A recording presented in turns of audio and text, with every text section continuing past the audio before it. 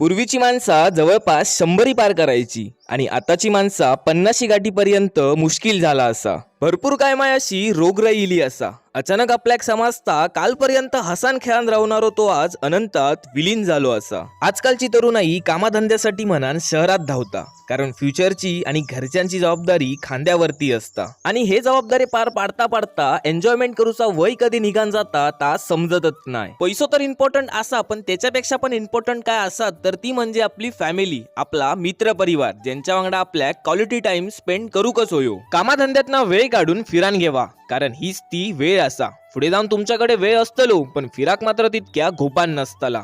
म्हणून तुमका सांगतोय 6 महिन्यातना एकदा नाहीतर किमान वर्षातना एकदा तरी आपल्या परिवारावांगडा निसर्गरम्य अशा वातावरणात येऊन सोनेरी असे हे क्षण अनुभवूकच हवे। बाकी काय नाही हो, आयुष्य फक्त एकदाच भेटता, त्यामुळे ता एन्जॉयमेंट करूकच होया।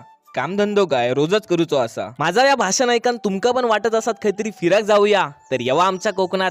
हैसर तुमका भरपूर काय माय बघूक गावात, शिकाक गावात आणि मेन म्हणजे तुमका हैसर अनुभवूक गावात। कारण डोळ्यात टिपून ठेवलेले हे सोनेरी क्षणांची आठवणी म्हातारपणी जाऊन तुमच्या चेहऱ्यावरती आपोआप स्मित हास्य आणतले। पाठवा ही व्हिडिओ तुमच्या फॅमिली ग्रुपवर, तुमच्या मित्र परिवारात। करा प्लॅन आणि मस्त पैकी असं आयुष्य एन्जॉयमेंट करा। यवा कोकण आपलोच असा।